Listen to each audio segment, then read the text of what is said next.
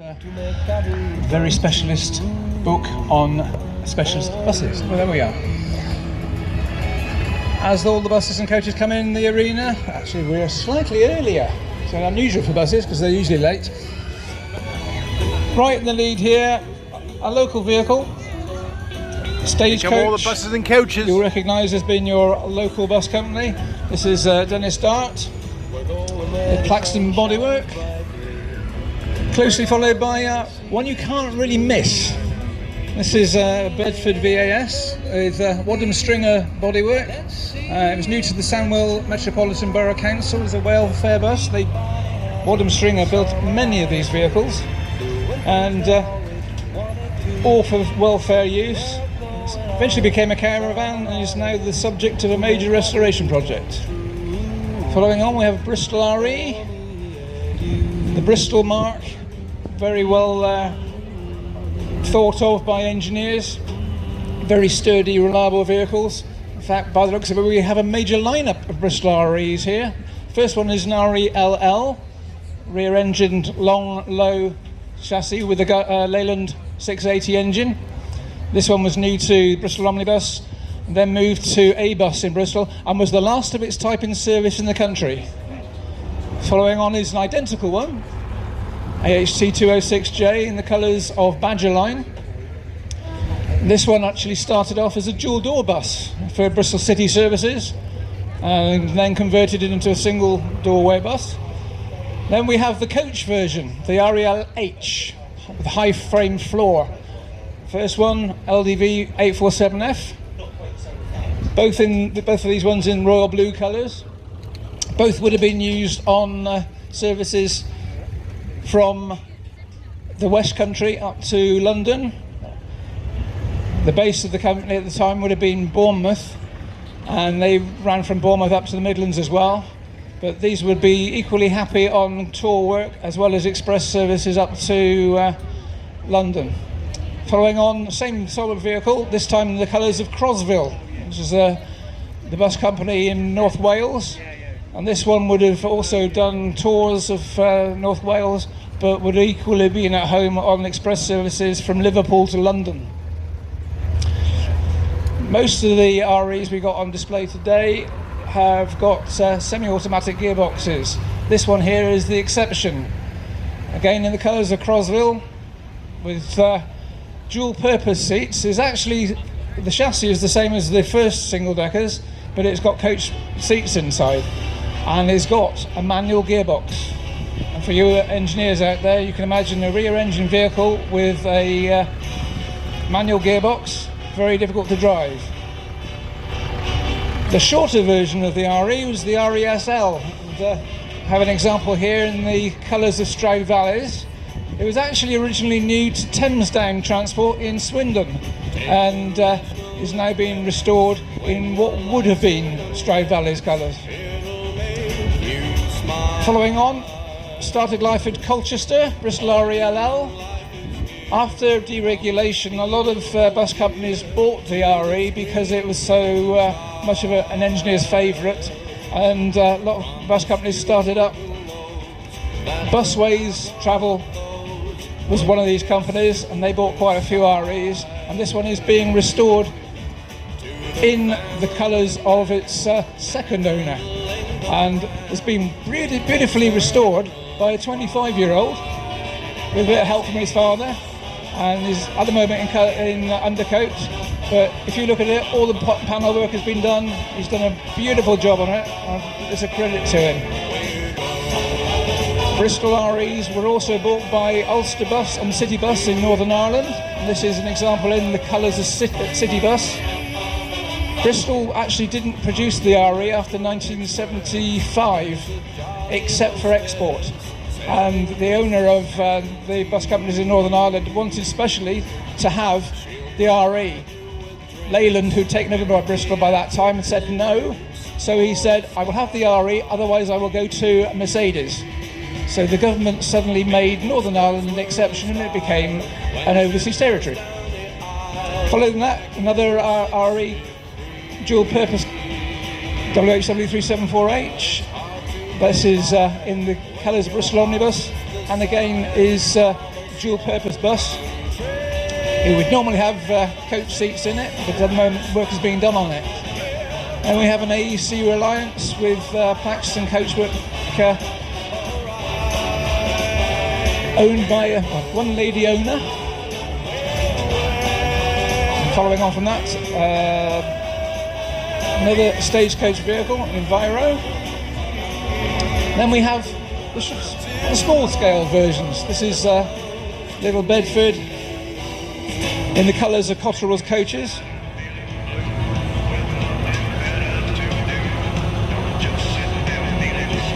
It would have originally been with Charlie Ripperds in London as a very respected coach operator, and they had 4 of these originally and became well known for carrying the tourists in London. And behind that we have the Western National Bristol MW EDB 505D. This has actually come from the museum in Barry, and in the colours of royal blue, followed by 2 coaches of our sponsor this year, KB Coaches of Eastington, very respected company. This is their huge double-decker and their smallest vehicle.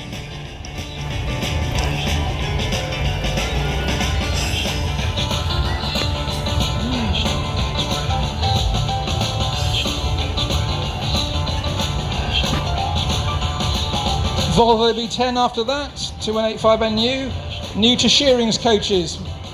That's one of the biggest companies you used to have in this country for tours, no longer in existence. It's been around for a little bit. This one actually dates from 1996 and has been in preservation for the last 4 years. The furthest vehicle to our show this year, Paynes of Dublin there. Actually from Dublin this year. It's actually come all the way from Dublin to this show. 1999 DAF with Plaxton bodywork, new to Irish company Bartons of Maynooth in County Kildare. And it's now preserved as part of the Cirencester Classic Vehicle Club. Bristol VR following. It's the 60th anniversary of this make of bus. I'll tell you a bit more about that later on. This one in the colours of Wilts and Dorset. And following on from that, WDA 1T, Leyland Titan. And this is in the colours of the West Midlands Passenger Transport Executive. And this one was actually a motor show exhibit. It's a 1978 motor show. Eventually sold to London Transport, who used it as a demonstrator. Then the iconic Routemaster. This one, all Routmasters when you worked in London. This was no exception. It was this one actually has got a Leyland, had a Leyland 600 engine. It's unusual. Most of them were AECs, but was one that got replaced by a Scania unit in around about 2000. Provided service to the citizens of London until 2003. Then we have another Bristol VR in the colours of PMT, Potteries Motor Transport. This is an unusual one and it's a low height one. Then we have 56 GUO, yet another royal blue coach. This is a Bristol MW.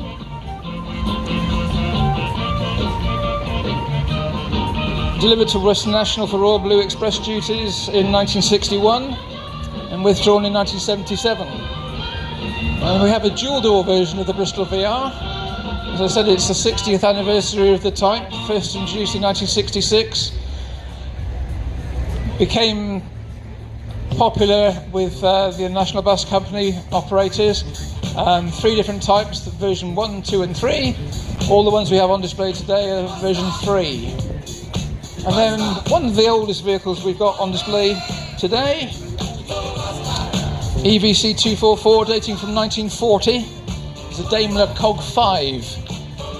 This was new to Coventry Corporation Transport, and they sold it in 1949 to Derby Corporation, and now preserved in the original Coventry Corporation transport. 972 EHW, Bristol low decker.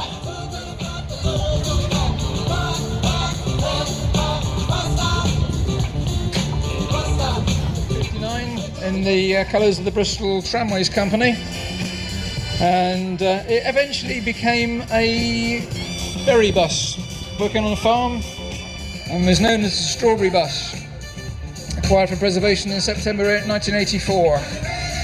And following on from that, we have Bristol K-type. This is a Bristol K6A JHC 802 dating from 1946.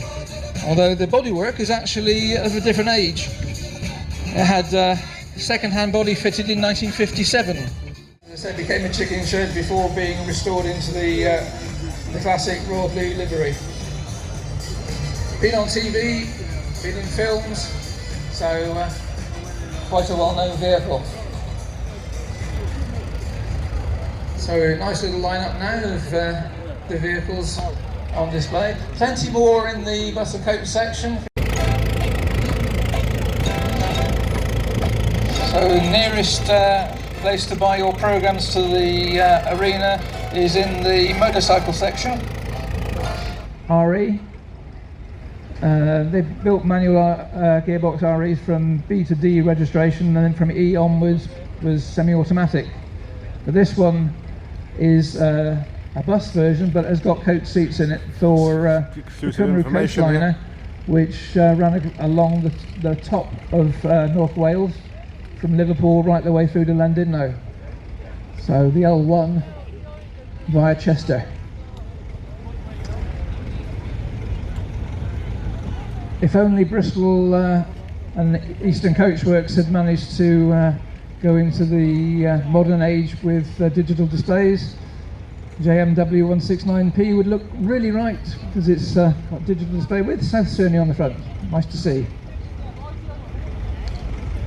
And then OWC 722M, the Colchester RE, currently under restoration, gives you a wonderful example of how a bus looks when it's being worked on, when it's under restoration.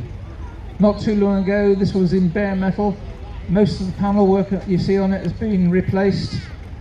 A lot of work has been done to this bus to get it to this standard, and it is a real credit to the 25-year-old guy who actually owns it. I need a few young people to take All an the interest. REs, I think, on display here, except for the next one, were bodied by Eastern Coachworks in Lowestoft. What used to happen is that the chassis were built in Bristol, and the bare chassis would have been driven right across country pre-M4. That's right. So all along the A4 to Newbury, and the drivers would have had a day to do that. They'd have a night's break in Newbury, and then they carry on the next day to Lowestoft, and that's where the body would have been fitted. Even further away, BXI 2565 has got bodywork by Alexander of Belfast. So again, the chassis would have been driven up to the ferry port and across to the works. Some of them were built by Alexander's in Falkirk, but they also had a Northern Ireland branch, and that's would have built this one. WHW 374H next to that, 2062. Well-known vehicle on display at the show. It's a regular visitor here, part of the Stroud RE group. It's currently undergoing a bit more restoration, having the seats redone.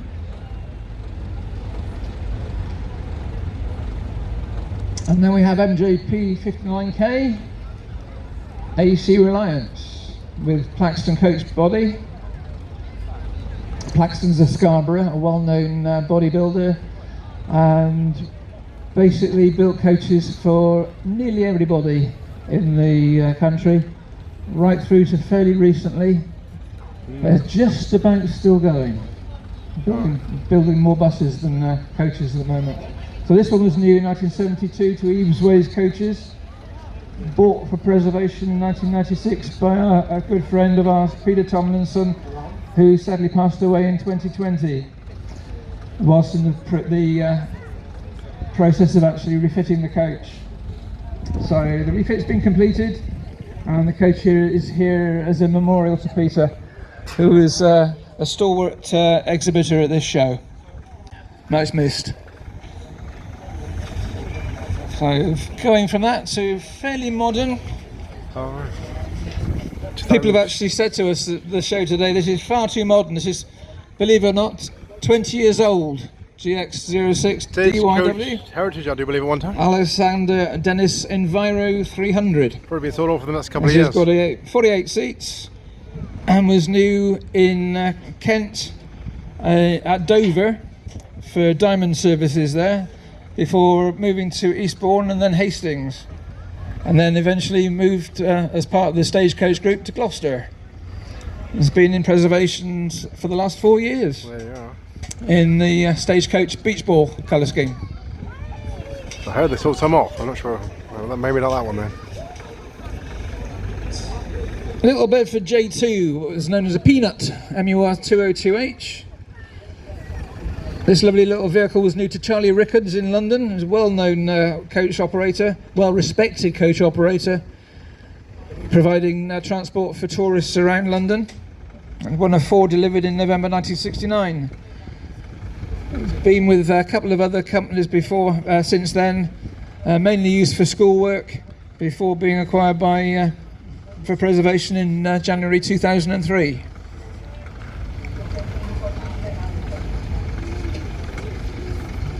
Western National Bristol MW in the royal blue colours. 1966 example here.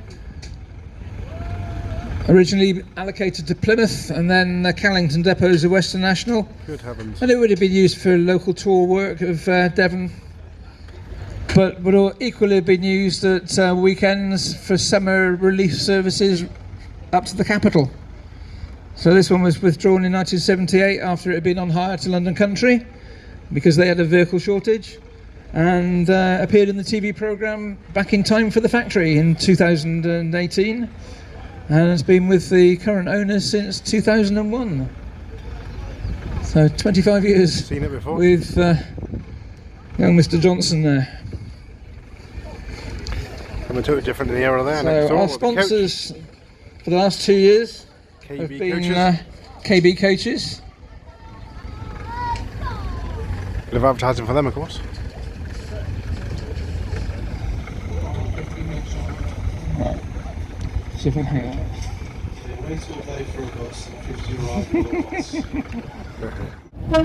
So we've Leading got off, the Stagecoach Dennis Dart in An front, interesting bus there, Flaxton body, in purple.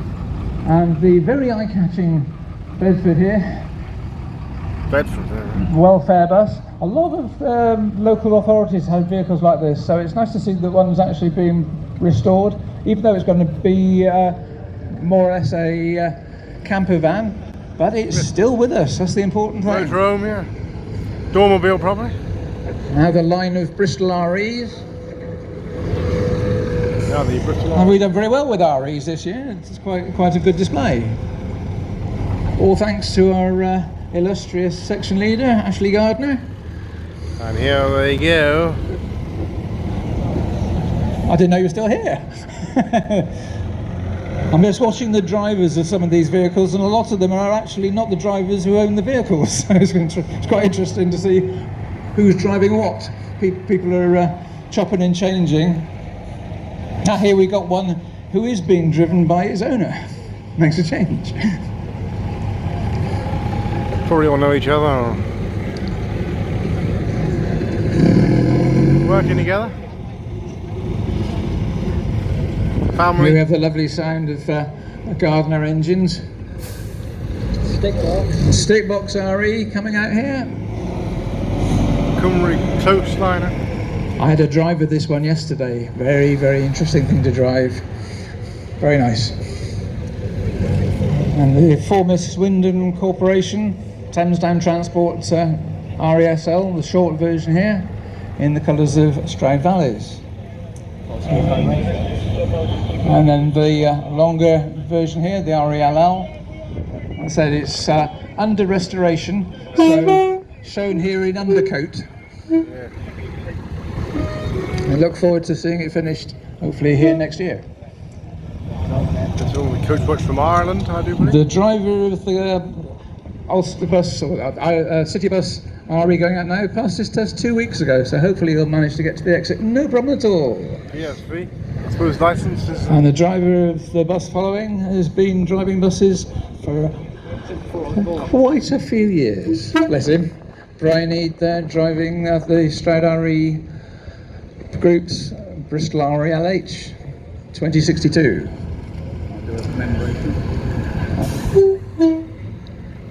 Avis Tomlinson there with the AEC Reliance, dedicated to her late husband.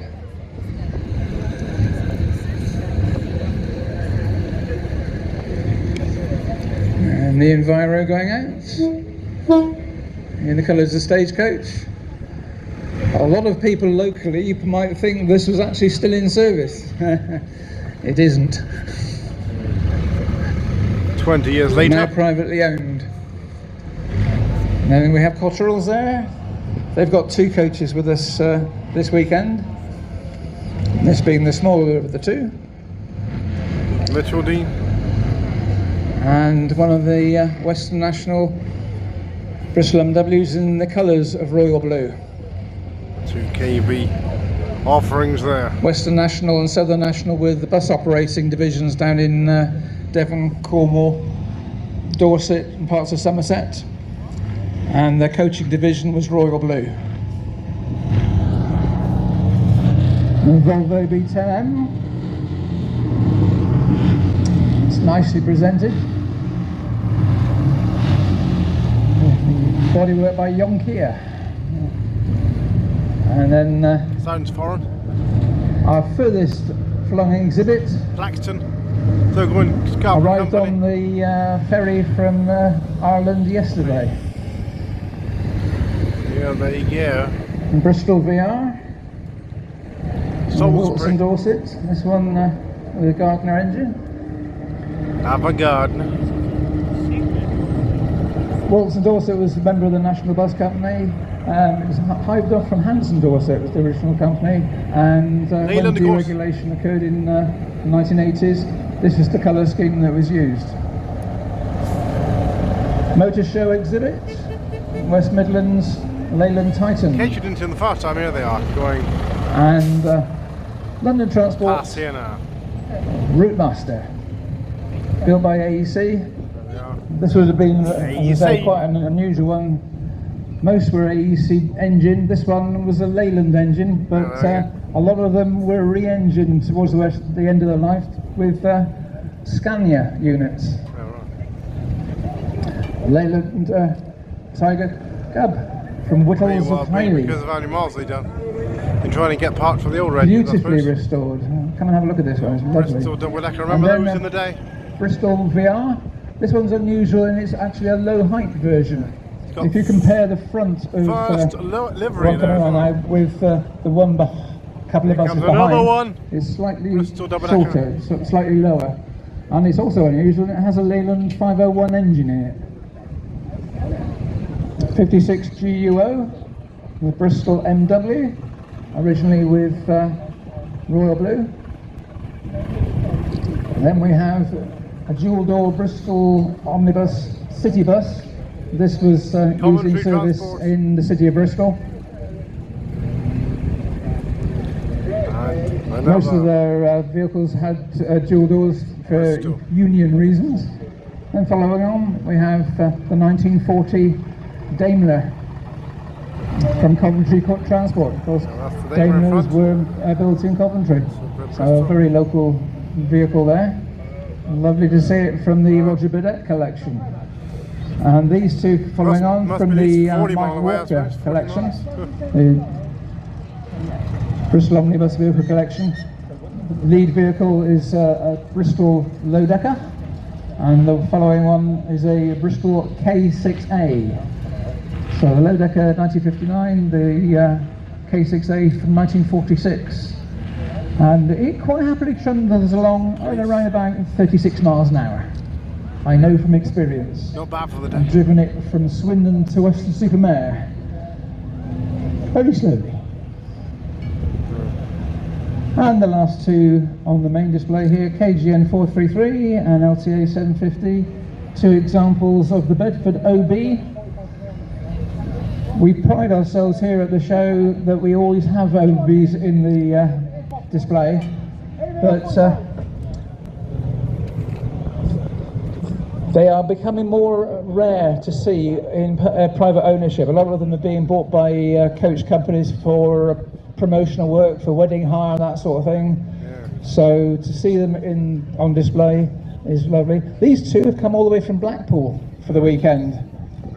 So we're very, very grateful to blessed Billy Brayford and the missus. Here goes that big double-decker So coach. here we have our sponsors, and lovely vintage pattern by with used to the himself, coach, I should say. The man in Over charge there of used to be coaches. a chicken shed there, a bit of information there. Lovingly restored there. And this, of course, this is the sponsors KB, a local company. So KB Coaches are our a few photographs here. For the show Sponsorship album here and various other so we are quite happy for them to show off one of their modern vehicles. KB Coaches. So I think that's probably that's the largest in the fleet.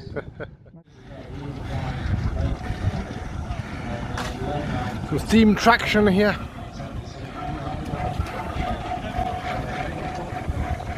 That's South Cerney.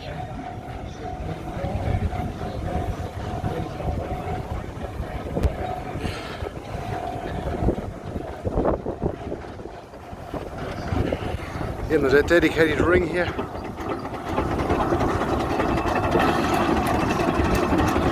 Gem McLaren there. All in full splendour. And that's the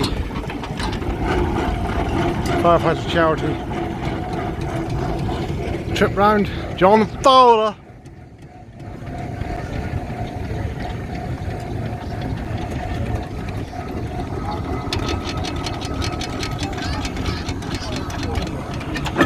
One alongside here, got the Marshall.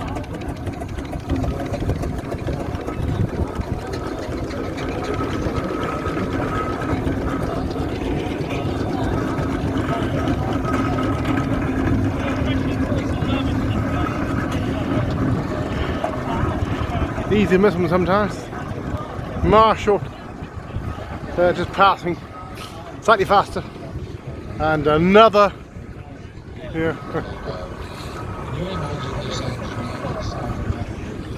Because usually you got to have the equipment to haul these things, just low loaders or whatever. And of course the time to maintain them. Mercury.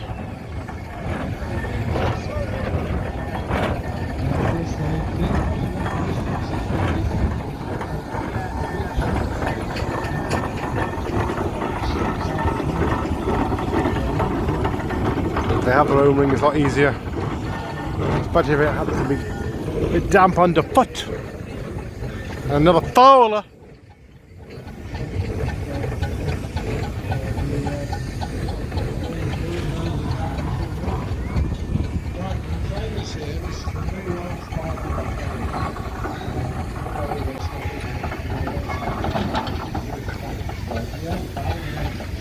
Patricia B.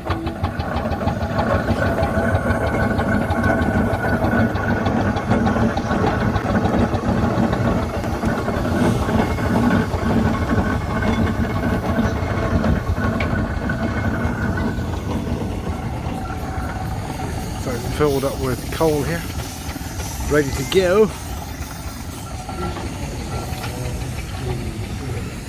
Another one coming along here. Some of them have stopped at the top there.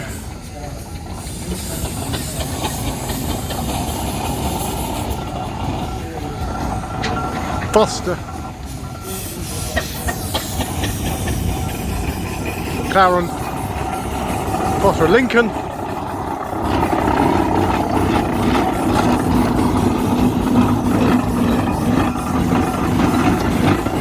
probably tell the top speed is about probably 4 miles an hour on the road. It'll take quite a while to get to the desired location.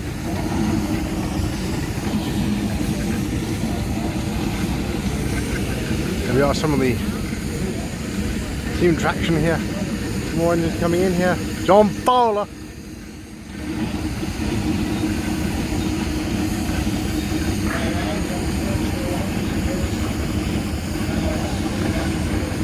Quite a warm Coke, unfortunately. No going round here. Not going in the main ring, by the way. This is as close as you'll get to them.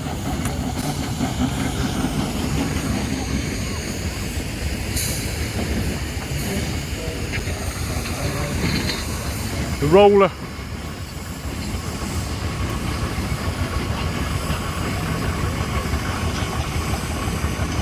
Looks like he's trying to pick the trailer up over there.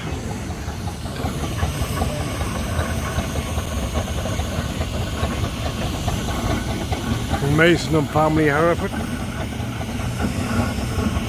Gone 10 past 3 here. Some people have gone already in the last half an hour or so.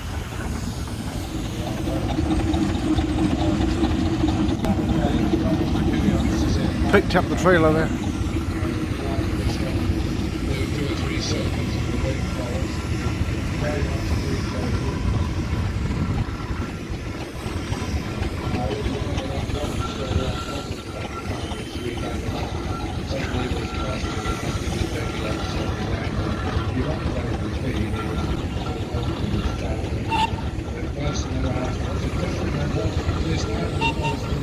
And here comes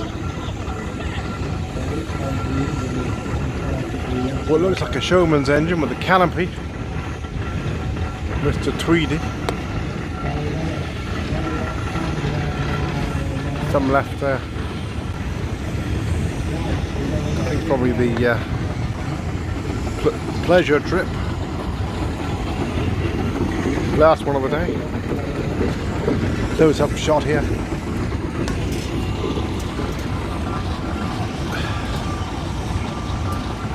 The barrel.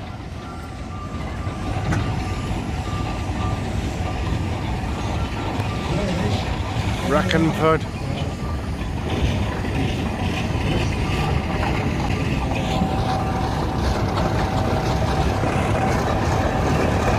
And then the Foster from Lincoln Company.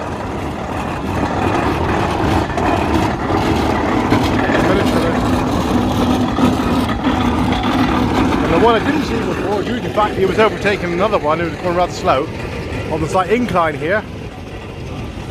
The John Fowler, I believe it's this one here, an M74.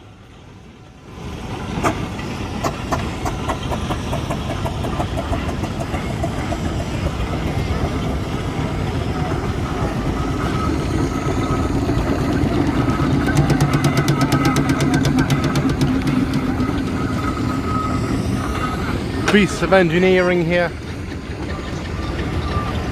The rollers as well here. I think the other ones were road locomotives, I believe. Certainly team traction engines. Roller on the front there.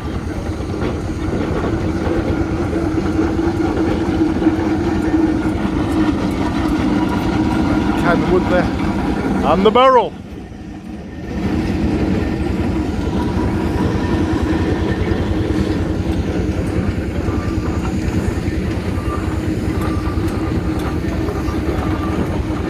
Two drivers, there we are. Tapford, England. I think I show once where I saw some Chinese people having a practice on driving one. There we are. A lovely summer's day here.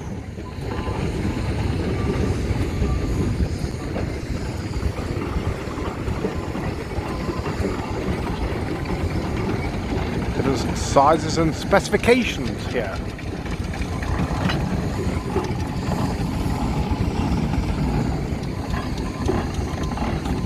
Some of these over years have tended to close or move other places for whatever reason.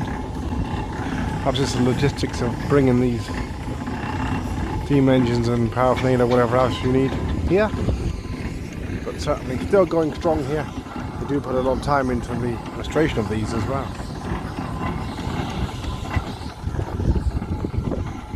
Used to use on farms, Reuploading where's there's how they used it over the years.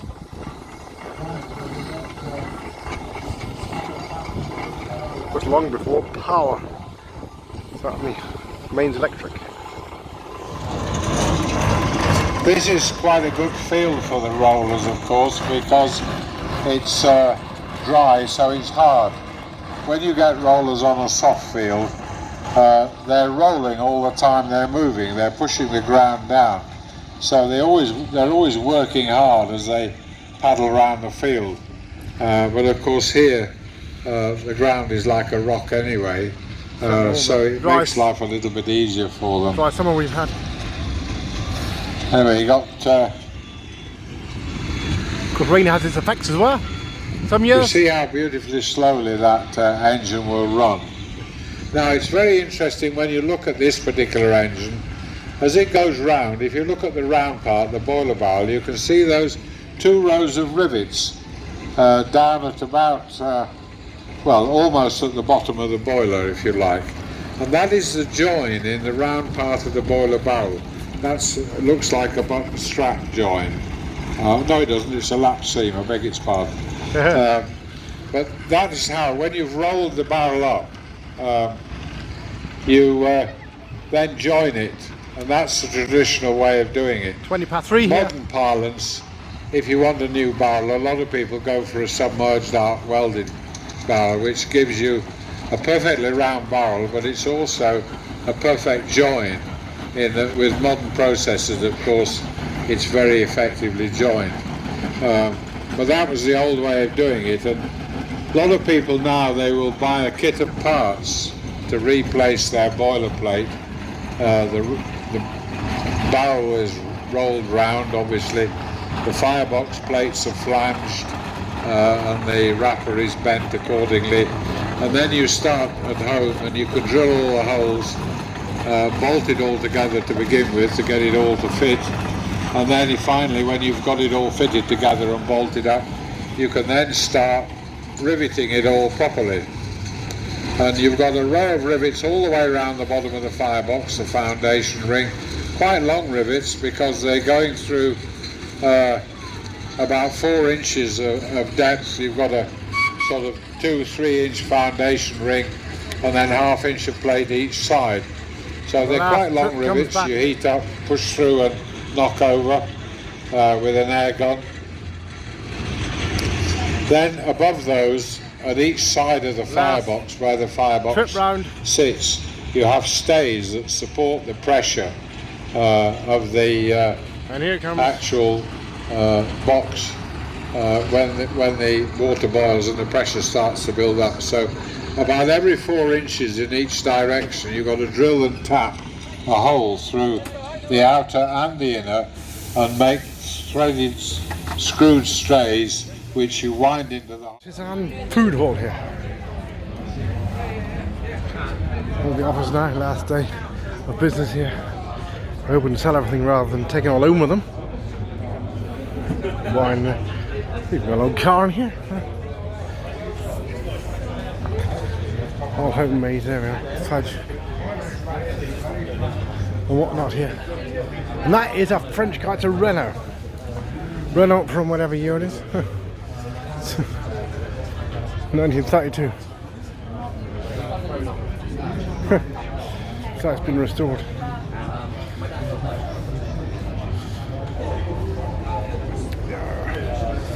Old stag cider here.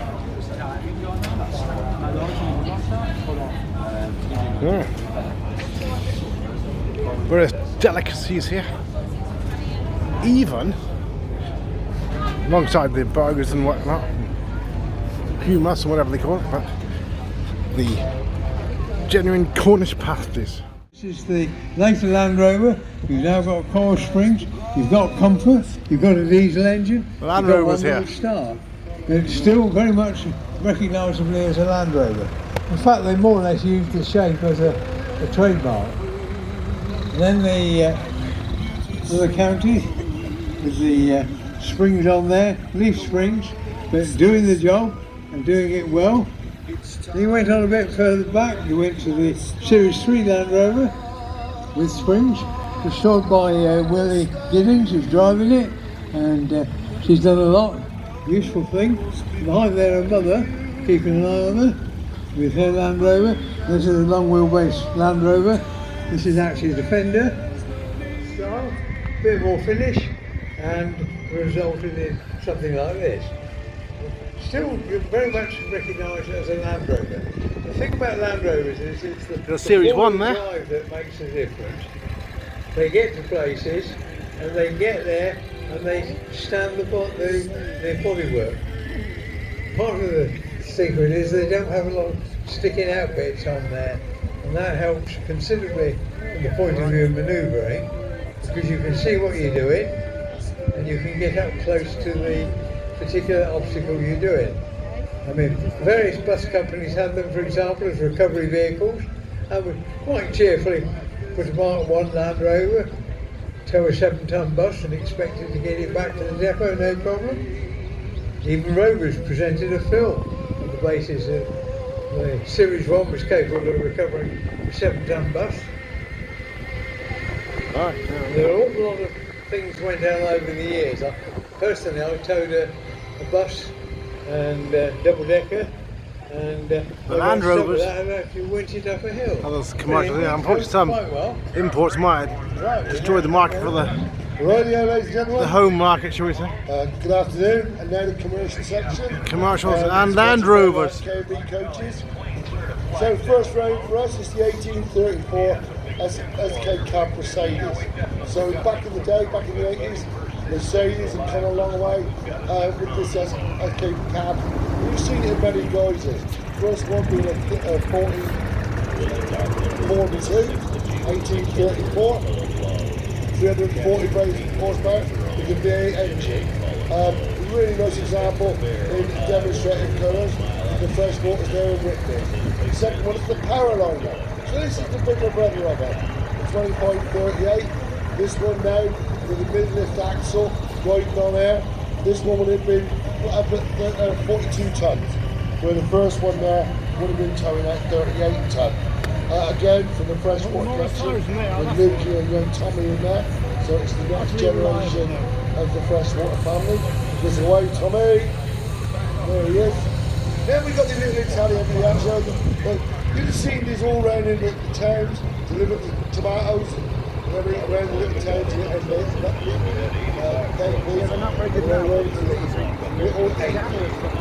they actually do race these believers, not Go Martins on a car there. Then we've got the little Morris Minor, wonderful little car on narrow tyres, go anywhere in the snow, made for years, used when they come in many disguises, for travellers, for car, for pickup. Then we have the big Kenworth. This one would have been an Australian guns, although it's an American chassis. It was made for the Australian market, being right-hand drive, and a forward control front axle, high air filters and exhaust. Then we've got Swindon trailers with the F812 forward high, Globetrotter 420, four-wheel drive tractor unit, four-busy tractor unit, very nice sound. There we go, we got the F812. You notice the roof is lower on this one, Jamaican Green, just by Jim Elliott here. So this one is a 62, but it's got the middle axle lifted up to save on tyres and brakes. But it's a low cab, kind of like everyday workhorse. Behind it again is the F812. This one's a 4x2, but he's got the higher cab. This one worked in the television industry, European productions, went all over Europe with different TV crews and worked within the industry. 4x2 on air, the man and colour. Now we got Lisa, although the truck looks the same, this is the F812, but this is the version 2. So slightly changes, Volvo sort of stepping it up a bit with a more efficient engine and different gearboxes, but again, 4x2 axle. Then we come up with Tink, in the Crusader DAF. This is really bringing it up now to the modern trucks. So this one on Euro 6, on low emissions, Foden, there we are. axle. But if you notice, Because they it's got lashed the no British wing probably mirrors. here. They're sort of being 65 years old. Taken over by man, I do, but it was total disgrace. Any other government would have blocked it here under Labour lookout. Nothing is salvaged. ERF, there are. ERF and Foden, same company, of course.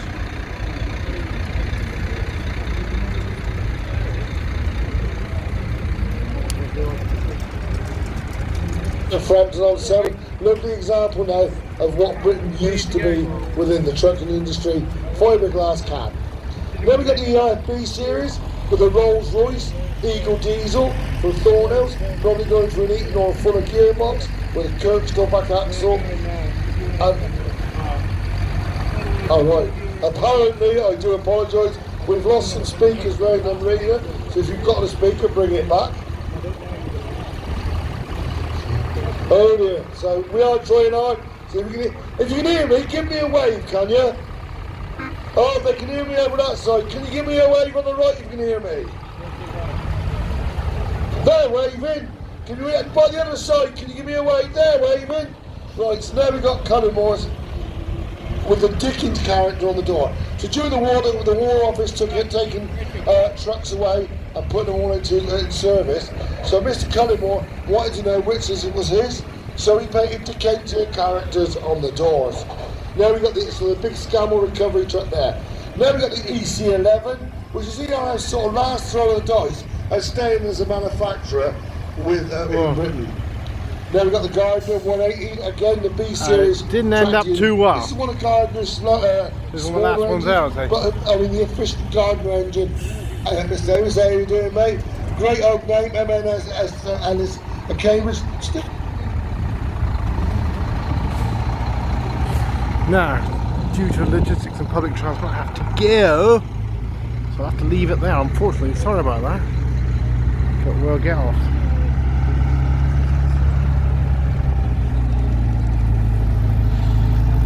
~3 here. There's always like, love their 8-wheelers. Twin steer at the front, 32 ton maximum capacity.